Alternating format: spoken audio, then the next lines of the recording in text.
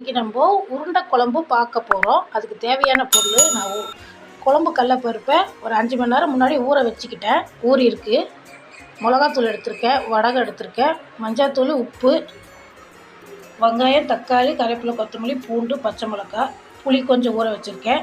இது பருப்பு கூட அரைக்கிறதுக்கு இது வச்சுருக்கேன் நான்.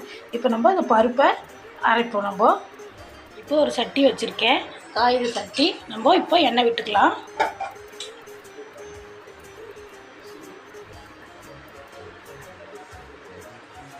எண்ணெய் காயிட்டோம். மிக்சியில் போட்டுக்கிட்டேன், பச்சை மிளகா போட்டிருக்கேன், அது வெங்காயம் போட்டிருக்கேன், கொஞ்சோண்டு சோம்பும் போட்டுக்கலாம். இதுக்கு தேவைக்கு கொஞ்சம் உப்பு போட்டு நம்ம இப்போ ஆட்டிக்கலாம். இப்போ ஆட்டி வச்சுருக்கேன். பருப்பு ஒன்று பாதியமாக தான் ஆட்டணும். நம்ம உருண்டை பிடிக்கிறதுக்கு கரெக்டாக வரும். அது குட்டி குட்டி உருண்டையாக போட்டுக்கலாம். காஞ்சிடுச்சு.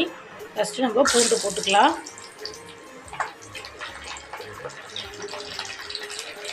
பச்சை மிளகாவும் போட்டுக்கலாம். வடகம் கொஞ்சம் செஞ்சு வச்சுக்கோ, வெங்காய வடகம், அதையும் போட்டுக்கலாம். இப்போது வெங்காயம் சேர்த்துக்கலாம். தக்காளி பழம் போட்டுக்கலாம். ஒரே ஒரு தக்காளி பழம் தான் எடுத்திருக்கேன் நான். மஞ்சள் தூள் சேர்த்துக்கலாம். தேவைக்கு உப்பு சேர்த்துக்கலாம். வீட்டு மிளகாத்தூள் ஒரு 3 டீஸ்பூன் போட்டிருக்கேன். புளி கரைச்சி இப்போ வச்சுருக்கேன், அதையும் ஊற்றிக்கலாம். வடிகட்டி மிக்சியில் அரைச்ச தண்ணியும் இருக்குது, அதையும் நம்ம இது கூட இப்போ சேர்த்துக்கலாம். தண்ணி பத்தலை, நம்ம இன்னும் கொஞ்சம் தண்ணியை விட்டுக்கலாம். அதுபோல் இன்னும் கொஞ்சம் காரமும் போட்டுக்கலாம்.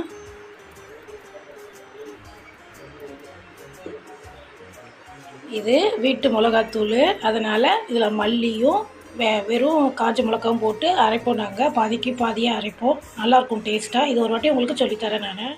இதை கொஞ்சம் நேரம் மூடி வைப்போம். நல்லா கொதி வரட்டும். கொதி வந்ததுமே நம்ம உருண்டை பிடிச்சி போடுவோம். குழம்பு நல்லா கொதிக்குது.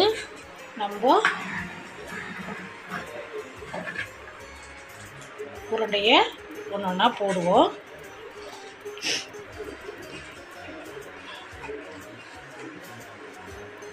உங்களுக்கு எவ்வளோ சைஸ் வேணுமோ அவ்வளோ சைஸ் போடுங்க.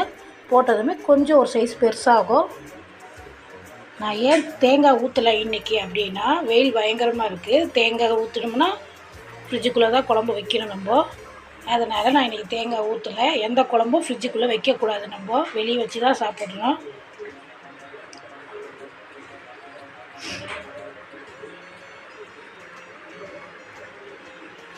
இது போல் எல்லா உருண்டையும் நான் ஒன்று ஒன்றா போட்டுக்கிறேன்.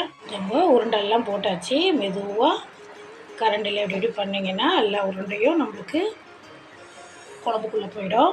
எந்த உருண்டையும் உடையாது. நல்லா வரும் குழம்பு. இன்னும் கொஞ்சம் நேரம் கொதிக்கிட்டோம், நம்ம ஆஃப் பண்ணிக்கலாம். நல்லா கொதிக்குது. உருண்டையும் உடையாமல் நல்லா இருக்குது.